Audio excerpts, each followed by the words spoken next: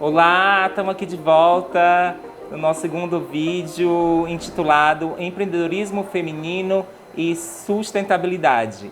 Eu sou Dadiane Souza, sou uma travesti negra, tenho 33 anos, 1,72 m de altura, cabelos cacheados na altura do ombro, descolorido. Estou bem maquiada porque eu sou dessas, estou com uma roupa africana e estou rodeada de mulheres poderosas. É babado, babadeira e confusão. Hoje aqui, a gente tem Maristela Crispim, Clara Dourado e Genice Obreira, E aí, como eu me apresentei, fiz minha autodescrição, sou jornalista, mestranda, faço um montão de outros corre, estudo travestilidade, é babado. E aí essas mulheres também que estão aqui comigo hoje, elas vão se apresentar do lugar de onde elas vêm, fazer sua autodescrição, e aí eu começo com a Maristela Crispim. Bom, eu sou Maristela Crispim, jornalista, mestre em desenvolvimento e meio ambiente. Eu tenho cabelos negros, lisos, estou com uma roupa escura, um colar colorido, também cercada de mulheres maravilhosas e inspiradoras. Venho de uma trajetória de jornalismo impresso, trabalhei 24 anos em jornal e em 2018 eu decidi empreender no jornalismo digital, com uma agência de conteúdo que trata de questões de desenvolvimento sustentável na região Nordeste. Essa sou eu. Como eu falei, é babadeira. Se a gente for ler o currículo, essas mulheres, a gente passa 3 dias, de tanta coisa, tantos corres que essas mulheres produzem na cidade, em nome da cultura, em nome da sustentabilidade.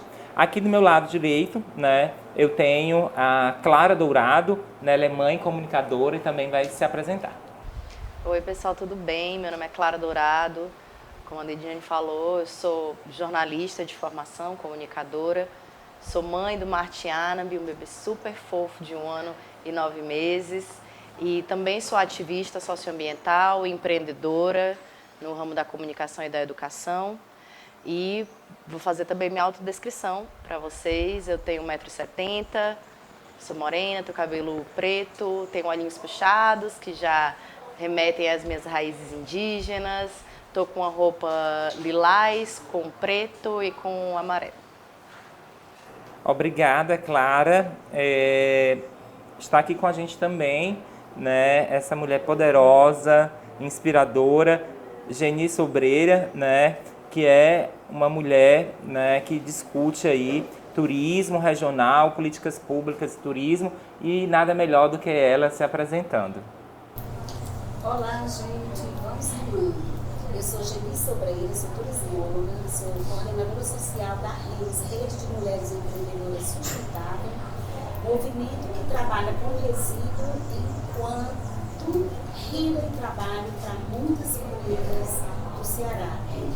Obrigada, estamos todas apresentadas, E aí, seguindo esse nosso bate-papo, é importante dizer quem está acompanhando a gente, que a gente vai conversar um pouquinho sobre questões que estrutura o âmbito do empreendedorismo, e aí do campo do feminino, do feminismo, dos feminismos, das mulheres, na sua pluralidade, na sua amplitude de mulheres, e também discutindo sustentabilidade. E aí, como atravessa essas questões de gênero, essas questões do empreendedorismo e as questões da sustentabilidade. Como vocês socializariam aqui pra gente a experiência de vocês nesse campo, enquanto mulheres empreendedoras, e também não só empreendedoras, mas empreendedoras sustentáveis? Bom, a sustentabilidade ela surgiu para mim de uma maneira muito natural, porque eu sempre fui muito conectada à natureza, de acordo com as tradições da minha família. Isso sempre foi algo muito presente na minha vivência, mas a gente nem falava desses termos. E eu acho que se a gente fizer esse exercício de resgate, muitos de nós vão ter uma experiência de conexão com a natureza muito forte na infância. De alguma maneira a gente vai perdendo isso ao longo da vida, na correria do dia a dia, a gente começa a pensar muito nos boletos, muito nas metas, muito nas obrigações e vai se afastando dessa nossa essência que é natural. Afinal de contas, todos somos bichos, a gente esquece disso, mas todo mundo aqui é animal.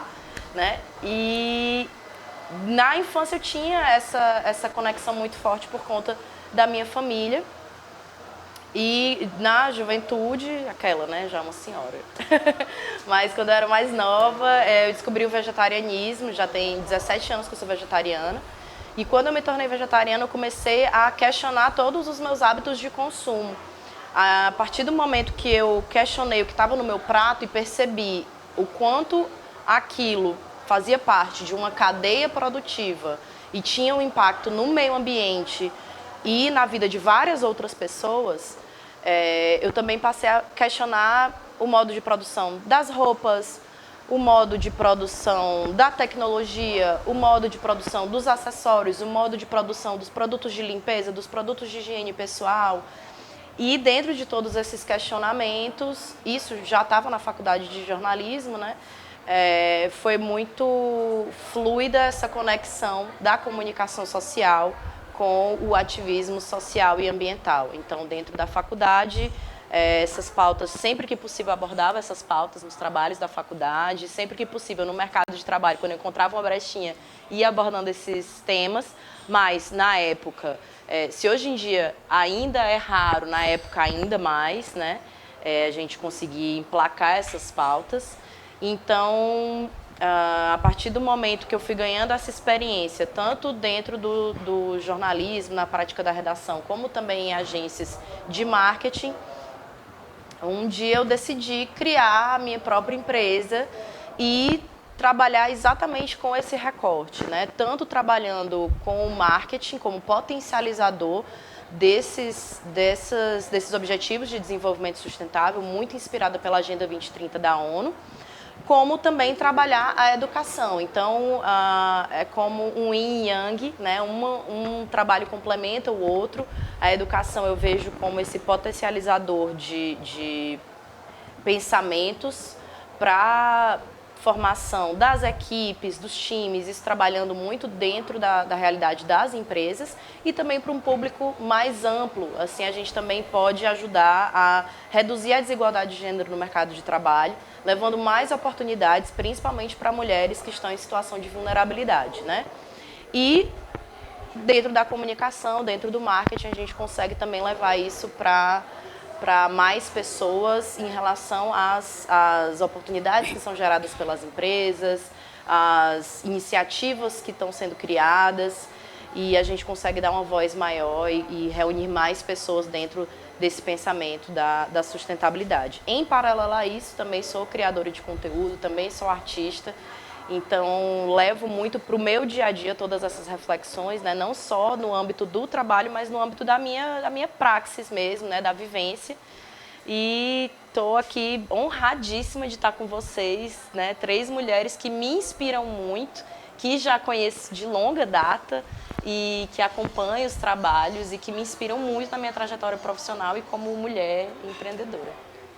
Obrigada, Clara. E aí, seguimos aqui, né, com a nossa querida Maristela Crispim, né, que é jornalista também, né? Aqui a gente tem uma turismóloga, 3 jornalistas, né, de gerações diferentes, mas também de atuação diferente e que vem disputando também essa comunicação, né, através dessa nossa experiência, das nossas práticas enquanto sujeitas, ativistas, né, seja do feminismo, sejam ativistas do movimento negro, né, do meio ambiente e também desse debate, né, de uma economia que respeite o meio ambiente. Eu acho que o debate é todo esse. E aí eu passo para ti, Maristela. Bom, eu pego aqui um pouco o mote da Clara, porque a gente, eu costumo dizer que a gente evoluiu, entre aspas, de um processo em que a gente surgiu do meio natural, faz parte do meio natural e se desenvolveu tanto a ponto de esquecer que a água que a gente bebe, que a roupa que a gente veste, que o transporte que a gente utiliza, que tudo que a gente consome vem da natureza e o que a gente descarta vai voltar para a natureza, né? Então, desde sempre, o meu trabalho como jornalista também tem essa pegada, né? Então, eu trabalhei durante muitos anos no jornalismo acreditando na importância de se ter esse aspecto pedagógico. A Clara falou na educação, né?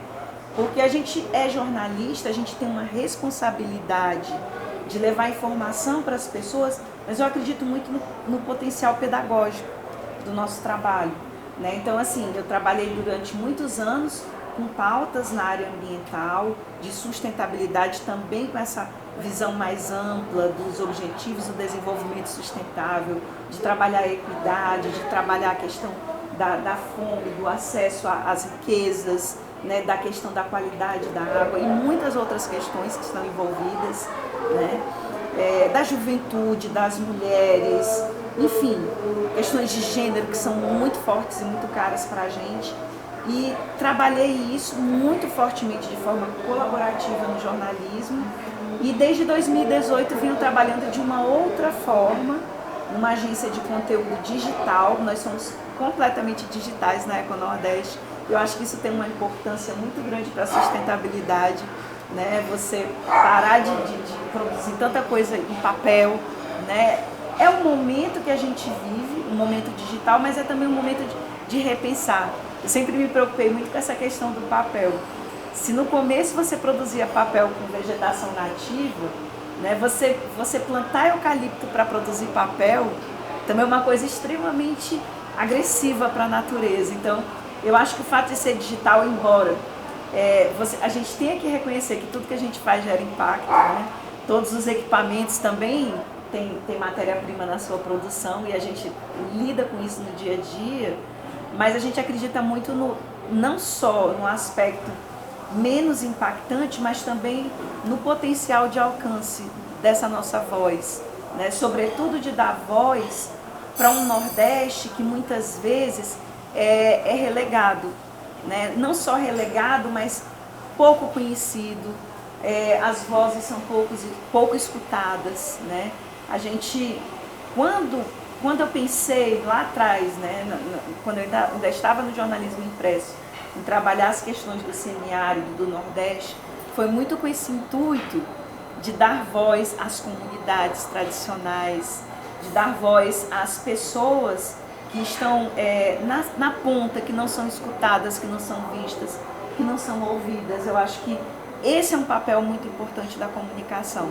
Num mundo que a gente vive com tanta facilidade de se comunicar, de transmitir coisas boas para as pessoas e ao mesmo tempo de transmitir inverdades, a gente tem um papel muito, muito importante de estar presente e de transmitir essa informação para as pessoas, né? E no campo da sustentabilidade, a gente tem se voltado muito para as questões específicas da região, como eu falei, mas assim, sem tirar essa conexão das pessoas. O mais importante é que a gente conecte as pessoas com a natureza e possa mostrar para elas, indicar caminhos de como elas podem se inserir melhor nesse meio, no nosso meio natural e causar menos impacto, que é exatamente o que a Clara colocou, que é um pouco do trabalho que a Geni desenvolve, que ela vai já falar, né? Mas assim, nosso papel, eu encaro como um papel super relevante de transmitir essas informações, né? Quando eu criei a EcoNordeste, foi com esse intuito. E engraçado que isso atraiu mulheres. Hoje nós somos uma equipe de 15 mulheres na EcoNordeste, todas voluntárias, porque empreendedorismo não é fácil. A gente está há 3 anos nessa luta e ainda não se sustenta, mas a gente está aos poucos avançando, conseguindo projetos e querendo cada vez mais interagir, trabalhar colaborativamente com o intuito de seguir adiante e não parar de transmitir essa mensagem. Eu acho que tudo que eu caminhei até aqui, o que as colegas que estão comigo e os parceiros vêm desenvolvendo é nesse sentido, de não deixar essa peteca cair. É isso. E assim, super honrada de estar aqui com vocês e muito feliz. Obrigada. E aí nessa linha, né, de não deixar a peteca cair, eu passo para a querida Geni Sobreira. Gratidão. Gratidão é uma palavra que eu sempre uso começando as falas. Gente, falar de sustentabilidade, falar de mulher empreendedora, é fazer reflexão de vida. Eu nunca me senti desconectada com a natureza. Até porque, a gente voltando lá no começo, quando foi criado o homem e a mulher, a natureza estava lá. E as famílias foram inspiradas na natureza. Por isso que existe a lima, a oliveira, a amoreira. Então, as famílias se inspiraram na natureza para serem parecidas. E o interessante é que agora, com essa agressão ao meio ambiente, as famílias também estão sendo sofridas, estão sendo bombardeadas, estão acabando. E trabalhar e ser mulher empreendedora é falar da sustentabilidade, que nada mais é do que pensar na geração que vem. O que nós recebemos e o que nós estamos deixando. E quando a gente criou essa rede de mulheres, nós somos um movimento feito por mulher, que vê a vida com sentimento, que sabe que quando a gente começa uma produção, a gente acredita. Então a gente vem reaproveitar a roupa do mais velho e do mais novo, não com aquela cara de pobreza, mas com a cara de reaproveitar para ajudar o meio ambiente, para economizar. Porque se eu troco de celular todo ano, eu estou deixando resíduo. Como é que eu vou falar de sustentabilidade se todo ano eu estou trocando de carro, de celular? Eu estou trocando de roupa, cada festa que eu vou eu quero uma roupa. Então a gente cria essa customização. Nós temos um projeto Retalhos de Vida, que a pessoa transforma a roupa pensando na sua infância. Eu, menina, fazia boneca de pano, decorava o meu quarto. A minha amiga vinha dizer que boneca linda depois. Mas quanto é? Eu já vendia, já tirava a outra que estava pronta para botar no lugar. Isso já era empreender. Era saber que eu vou viver, mas eu não quero ser aquele top de linha que está ali. Eu quero viver bem. Empreendedorismo é eu saber que de manhã eu quero comer uma buraca, um café, porque tem gosto de infância, me lembra da minha avó. É de repente ver alguém que chegou lá na Disney e pediu cuscuz e não tinha, mas era a felicidade dela comer cuscuz de manhã com café. Então eu entender que eu estou no Nordeste, eu não estou competindo com nenhuma região, mas eu estou querendo ser uma nordestina feliz. Eu gosto de ir para alguns locais com meu vestido de chita, e eu acho bonito, me lembra a minha infância. Eu tenho orgulho de ser. As pessoas às vezes dizem, aonde foi que você tinha vestido único? Só vai ter esse, ninguém vai ter o igual que ele fez. Então, a gente trabalhar essa autoestima, porque nós mulheres, querendo ou não, desde o começo do mundo, a gente está sempre ali do lado do homem. E quando está tendo as transformações na vida, a gente aceita comparação. A gente aceita o filho que nos dá trabalho e o filho que nos ajuda. Então, para a gente, tudo isso é vida. A sustentabilidade é vida. Nós temos projeto quintais urbanos produtivos, onde essas mulheres se comem, porque elas plantam. Eu não preciso estar ligando, eu não estou preocupada se você me perguntar o preço de uma panela de cheiro verde, eu não sei. Eu tenho em casa, eu colho e boto na panela. Então você está mostrando coisas que faz parte da nossa realidade, do nosso dia a dia, que eu não vejo.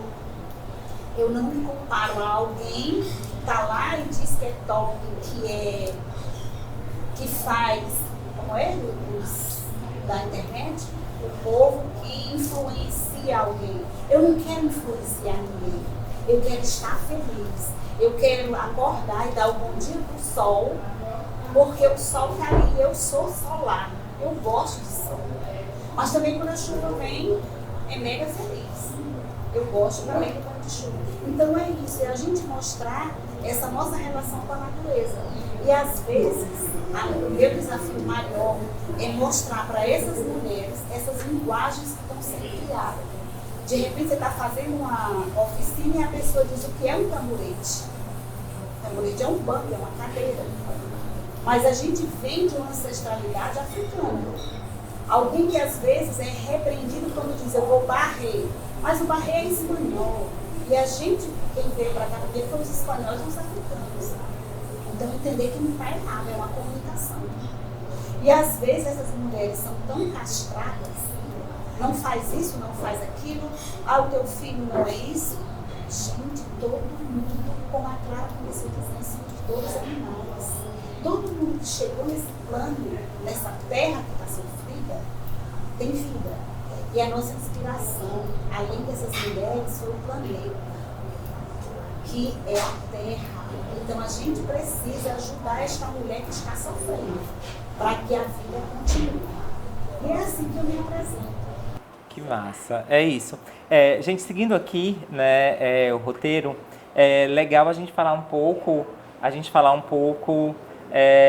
sobre o sistema de opressão mesmo também, né? Que a gente fala de mulheres empreendedoras, sustentável, mas a gente não fala onde essas mulheres estão, né? A institucionalidade dessas mulheres. A gente está num país onde o feminicídio é algo presente, né, onde a discriminação é algo muito forte, a violência do âmbito doméstico é muito forte, o machismo é estrutural, o racismo é estrutural, né, e aí a gente está nessa disputa de imaginário, numa disputa de ideal, né, numa disputa do que seria, né, uma economia sustentável, né, ou um próprio processo de empreendedorismo, né, mas como que a gente está nesse lugar? Que disputas que a gente faz? Né? Inclusive no âmbito também da cultura. Como é que a gente disputa esses lugares? Né? E aí é muito do campo da disputa, essa nossa próxima rodada. E aí eu já peço, né, para vocês falarem um pouco das inspirações de vocês. Né? Assim, como que a gente se constrói também com nossas referências? Eu vou pegar emprestada a analogia, né, da Geni, que falou do barquinho, convidou a gente para remar todo mundo junto, no mesmo barco, mas a gente não está no mesmo barco, infelizmente ainda. Vamos chegar lá, se o nosso trabalho der certo, a gente está aqui para isso, né? E as próximas gerações também seguirem aí com esse legado. Está todo mundo no mesmo mar, mas a gente está em barcos extremamente diferentes. Tem gente que está no navio, tem gente que nem barco tem, né? Então, a gente aqui, só de olhar uma pessoa com o mínimo de sensibilidade, já percebe a interseccionalidade dessas falas. E não tem como a gente falar de sustentabilidade sem a gente falar de racismo estrutural, de questões de gênero, de desigualdade social. A gente não está falando de uma sustentabilidade, a gente está falando de vários caminhos, né? Como a Maristela também frisou, não existe a sustentabilidade perfeita, o ideal de sustentabilidade. A gente existindo, a gente está gerando um impacto. Por isso a importância, inclusive, da gente se aprofundar nesses temas, da gente buscar dentro da nossa realidade, diminuir aquilo que está nas nossas mãos. A gente não vai acordar um belo dia, perceber toda a podridão e a tristeza do sistema como um todo, e a gente, porque virou a nossa chave, a gente vai mudar tudo. Infelizmente não, seria maravilhoso se a gente conseguisse nesse passe de mágicas, mas a gente tem uma questão muito estrutural que a gente precisa dessa união, de fato, coletiva. E para a gente andar todo mundo junto, para a gente chegar no que a Constituição nos promete, que é que nós somos todos iguais perante a lei, mas a gente sabe que na realidade não é assim, nós precisamos nos unir. Para a gente se unir, a gente precisa se ouvir. Para a gente se ouvir, a gente precisa de empatia. Para a gente ter empatia, a gente precisa entender de onde o outro fala. E aí a gente precisa trabalhar tanto o autoconhecimento, porque quando a gente vê o outro, a gente se vê um pouco também, né? Tem esse processo da projeção, esse processo do espelhamento, e também estudar um pouco sobre o outro, né? Muitas vezes, quando a gente está discutindo sobre o feminismo, sempre tem algum homem que pergunta, algum homem cis ou trans que pergunta qual é o meu lugar enquanto homem dentro dessa luta. Da mesma forma, mulheres cis perguntam qual é o meu lugar dentro da luta da mulher trans. Da mesma forma, uma amiga branca pergunta qual é o meu lugar dentro da luta contra o racismo, né? E eu acho que o lugar de todas nós é esse lugar de troca, de escuta, de fato escutativa e de autoconhecimento. Então, são esses dois processos. E a sustentabilidade, ela está conectada com tudo isso, né? A gente tem aí algumas vertentes da sustentabilidade que a gente não pode deixar de frisar, que é a questão de você ser culturalmente diverso, socialmente justo, economicamente viável e ambientalmente correto. Então, a gente tem aí a questão da cultura e a questão da sociedade, que são pilares desse desenvolvimento sustentável.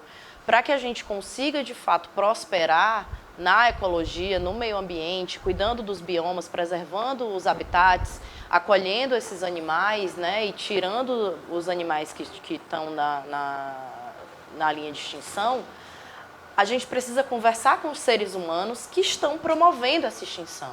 A gente precisa mudar o comportamento das pessoas que estão no dia a dia contribuindo para esse impacto, seja a gente, consumidor final, no dia a dia, que eu nem gosto muito dessa palavra consumidor, porque coloca a gente como se a gente fosse só isso, mas cobrando principalmente do poder público e das grandes empresas uma mudança em relação a esses impactos que são gerados. Porque a gente também não pode botar só na mão das pessoas, né, do indivíduo no dia a dia, que a gente vai conseguir gerar essa transformação.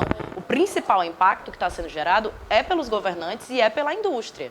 Então, principalmente, o nosso papel é de cobrar dessas pessoas e, no dia a dia, mudar os nossos hábitos, tanto em relação a esse impacto como em relação à escuta. E as mulheres têm um papel muito forte na liderança, um papel muito forte na criação de inovação e de novas tecnologias de pesquisa em relação à sustentabilidade, seja como lideranças ambientais, né, no ativismo, nas ONGs, nas instituições, na educação, como também dentro do empreendedorismo, né? Então, a gente tem a Marina Colerato, por exemplo, que estuda muito essa intersecção, o ecofeminismo aqui no Brasil, que tem diversas pesquisas nas quais ela fala desse protagonismo feminino, principalmente aqui no Brasil.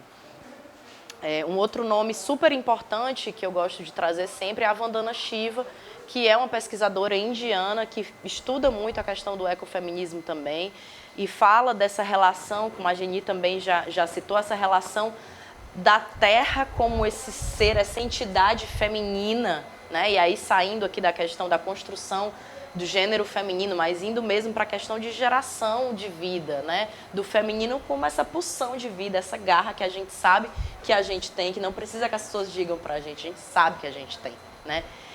E o que mais me inspira, né, além dessas mulheres que são ícones, né, como a gente tem Angela Davis, como a gente tem vocês que estão aqui do meu lado, né, a gente tem essas mulheres que são ícones e que marcaram a história, mas mais do que isso, as mulheres que mais me inspiram são as mulheres que estão ao meu lado, no dia a dia, minha mãe, minha avó, vocês que estão aqui nesse papo, as mulheres que eu vejo que de fato estão colocando em prática todas essas teorias, né?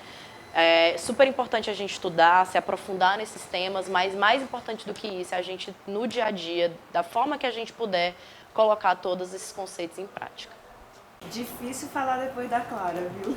Ai. Porque a gente pertence ao mesmo universo da comunicação e da sustentabilidade. Muitas das coisas que ela disse tem a ver com o meu dia a dia também.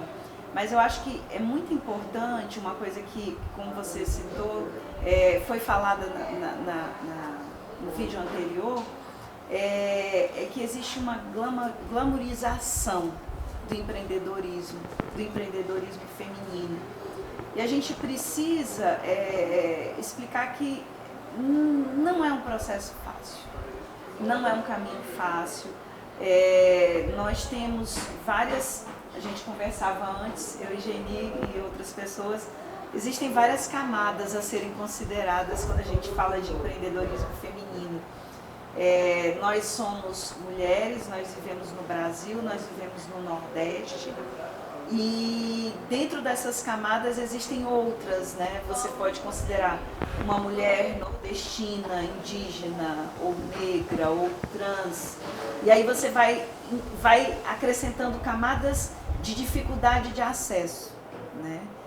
Se você estar no Nordeste já é mais difícil, já é mais complicado, você ser uma mulher nordestina periférica, por exemplo, você vai encontrar muito mais obstáculos a serem transpostos, né? Então, a gente falar, às vezes, parece distante você falar para uma mulher como essa de sustentabilidade. Daí a importância de você trazer, pelo menos nós que estamos na área de comunicação, que temos essa responsabilidade de dar visibilidade a realidade, de trazer as pessoas para perto dessa discussão, é tentar mostrar onde elas estão envolvidas nessa questão da sustentabilidade, né? Pode ser essa sustentabilidade cultural, econômica, social, ambiental, mas assim, você tem que fazer um esforço, né? Um esforço de colocação. Onde é que está o meu espaço? Onde é que eu ocupo? Como é que eu posso contribuir? O que eu posso fazer no meu dia a dia? Como é que eu posso cobrar políticas públicas? Como é que eu posso pressionar as empresas para terem abordagens, como a Clara falou, mais interessantes para as questões sociais, para as questões mesmo de miséria. A gente tem no país um processo de retrocesso enorme em relação às questões básicas, né? A gente sempre falou de saneamento, a gente sempre falou de várias questões, mas a gente está evoluindo na questão da segurança alimentar. A gente voltou para o mapa da fome. Então isso assim, é uma questão muito séria que a gente precisa se ligar que você tem que fazer essa conexão, você tem que falar sobre desperdício de alimentos, né? Enquanto tem gente passando fome, tem gente desperdiçando, muita gente desperdiçando. Agora tem mais gente passando fome do que desperdiçando. Então isso tudo é uma reflexão que a gente tem que trazer e que a mulher, especialmente, tem uma participação, tem um envolvimento muito forte, né? A gente ainda tem essa noção de que a mulher está na cozinha, ela ainda de fato está na cozinha, ela ainda de fato está no quintal produtivo, né, produzindo. A nossa agricultura familiar, ela tem uma base muito forte nas mulheres, né? Eu acompanho de perto o trabalho da agroecologia no semiárido brasileiro e os conhecimentos e a manutenção dos quintais produtivos, ela está muito ligada à mulher, né? Então o homem às vezes está ali como parceiro, às vezes não está, né? Mas a mulher que segura ainda, né, a casa, os filhos, mesmo quando ela não é mãe solo, mesmo quando ela tem um marido, muitas vezes ela é mãe solo. Ela é mãe solo ao mesmo tempo que tem um companheiro. E isso é uma realidade que muitas mulheres vivenciam e ainda tem a questão da violência, né? Então, assim, a gente tem uma responsabilidade nisso, né? Em 2020, a gente participou de um projeto colaborativo com 5 mídias de diferentes regiões do país, depois ampliamos para 7 mídias feministas, mídias ambientais, mídias sociais, de direitos humanos. E nós fizemos um ano de monitoramento da violência contra a mulher na pandemia, em 2020. E é muito sério, porque a gente já tem um problema estrutural de violência, e aí naquele momento do isolamento social, que as pessoas ficaram com as emoções à flor da pele, isso se intensificou. Então a gente tem, sim, dentro desse nosso papel de comunicadores, que estarmos atentas, estarmos falando sobre isso, trazendo as mulheres e trazendo toda essa discussão para a mesa e fazendo com que as pessoas entendam quais são os seus papéis, que elas possam participar e trazer isso para o dia a dia delas, né? Eu acho que é muito por aí o nosso lado de comunicação nessa área de... É babado, né? Mas é muita coisa. Não dá pra gente falar tudo aqui. É babado. A cabeça E da vai gente muito. ferve. E assim, acho que tem essa questão muito forte das dores que nos conectam, né? Eu sempre brinco que o nosso maior objetivo é que o nosso trabalho deixe de existir. Porque o que a gente gostaria, na verdade, é que não precisasse existir essa pessoa que está lutando pelo básico, né? Então, falando na questão de colocar conceitos em prática, né? A Geni, por exemplo, está fazendo um trabalho de soberania alimentar, que é um termo que é super caro para a ONU e é um dos pontos principais que a gente precisa trabalhar em política pública. Ela está lá ensinando as mulheres a terem suas hortas em casa e terem soberania alimentar. Clara, é tanto babado, né? Que quando a gente vai para as nossas experiências, a gente está diretamente envolvido, afetado, né, com essas questões. Eu, por exemplo, estudo travestilidade, assassinato de travestis, notícias de assassinato de travestis. né, o quanto tem dia que eu não consigo escrever uma linha, eu não consigo ler nada, porque estou diretamente envolvida naquele processo. Né? E a pandemia escancarou algumas questões, na verdade. A violência sempre existiu, acho que ela potencializa, né, essas vulnerabilidades dessas sujeitas que já estavam vulnerabilizadas. Eu escrevi um pouco sobre essas questões a partir da rede de solidariedade, né, que também tem a solidariedade como algo importante. E aí eu passo para a Geni, né, para a Geni nesse desafio de finalizar aqui esse nosso encontro. Tem-se o que falar depois de tantas escritas, né? Gente, mais uma coisa que mulher de periferia e negra, jamais, que não tem como você mensurar, porque só quem vivencia. Muita gente me questiona quando eu digo o país é matriarcal. Nós somos matriarcal. E nessa fala ela foi calada pela classe dominante, que no caso homens. Homens que casavam com mulheres, que diziam que elas eram donas de casa, para fazer uma analogia a quem tinha um poder aquisitivo, que às vezes nem casa era, de casa só tinha um homem, e ela tinha uma titulação de dona de casa. Mas é uma dona de casa que faz tudo, do parir ao cuidar do homem. E com essa fala, essas mulheres que amam e que faziam trabalhos e que às vezes davam o mérito ao homem, ao macho alfa da casa. E a sociedade toda aceitava isso. Mas essa mulher de periferia, a gente ainda tem um trabalho maior, porque ela não tem titulação, ela não tem estudo. Eu tenho mulheres de 80, 97 anos que nem estudo têm. E ela está lá, ela não sabe falar. Não adianta eu chegar com palavras técnicas. Se eu falar de sustentabilidade, ela nem entende o que é, mas ela vivencia sustentabilidade. Ela vive, né? Mas ela não sabe o que é. E é tanto trabalho que essas mulheres fazem, mas ao mesmo tempo a gente continua algemada por uma sociedade que não deixa e que essas mulheres, a autoestima está lá nos pés. Elas precisam entender que cada uma recebeu um talento de Deus.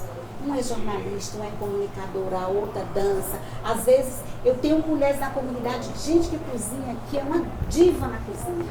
Aí ela diz, eu só sei fazer isso. Gente, eu sei comer. Então Deus deu um dom e uma necessidade de cada um. Uma faz, a outra veste, uma cozinha, a outra come. E assim as coisas vão crescendo. E tem uma coisa que chama muita atenção, até as próprias faculdades estão vendo isso. E houve uma abertura de muitos cursos por conta dessa necessidade que ainda estava na base.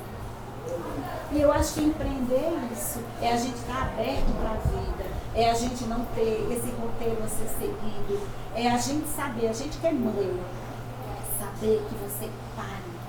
E nenhuma das vezes é igual, e nenhum filho nasce igual ao outro. Nada se repete.